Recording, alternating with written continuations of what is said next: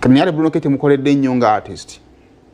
Mukoledde yenga ye. Mukoledde mu ekyo kino. Tagikozesezza nga artist. Ye ya branching nga branching. Kati kiri gy'oli okuweeyinga. Kubanga nze nja kugamba. Juliana oyo omulaba.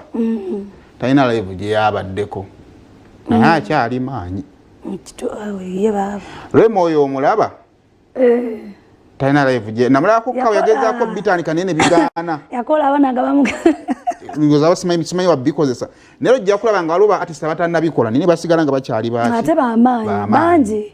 Kati ekibuuzo kiki ekireeta artist ku live eyo era yandikoze eki ng'akoze eki nga kye kiba kimuleese waba bajjangu nga tagenda na kwogera ku music we tagenda promoting career ye najja buzinaga naye muli mutya nkole ki kati waliwo agijjamu ng'ali plan because social media tebagiwa bulamu bwa ddala yes abantu kibali mutegeera social media tebagiwa bulamu bwa ddala bagiwa bulamu bwa bulimba kati ate waliwo artist agijjako nga tamanyi nti ababaddenko badde balimbirako najja naawe amazima tugenda okumaliriza tukutegedde ng'ekintu kitabuse kati sooka tuli ku Dawudi bannange yagabye ennamba ye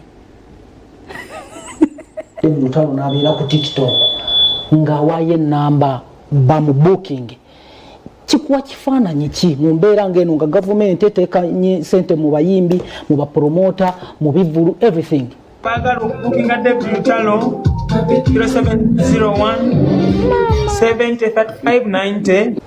Waliwo ko Diamond Platinum ngadda ku TikTok ngagaba namba ya booking. I was scared. Waliwo ko tugeze Chris Brown ngadda ku TikTok ngagaba namba ya booking. Chikulaga nti emirimu mu katale gikendedde. David Lutalo wadda ku TikTok nagaba enamba ya booking ye. Si kibi. But end of the day David Lutalo myaka 10 giyisema bega 15 yaragigaba ku TikTok. Niwa chikate sazi najiga bako TikTok. Iwa cha ino bude bunyi nyo ku TikTok. Kiki ekiri mu kutulia kiwuka kye kituli mu kutulia. I think na kwadde example ya Kadodi. Nti abamu baluzinze class because bagala gobera trending ile jetambulamu. Okay. Juliana wadabe ko Juliana ngakola TikTok live. Ogatali mu Uganda. Juliana wadabe ko ngagantu munange nze ku TV ngaba namba yange yesimu ya booking. Now the debate is David Lutalo muba David Lutalo asaanye okugaba ennamba ye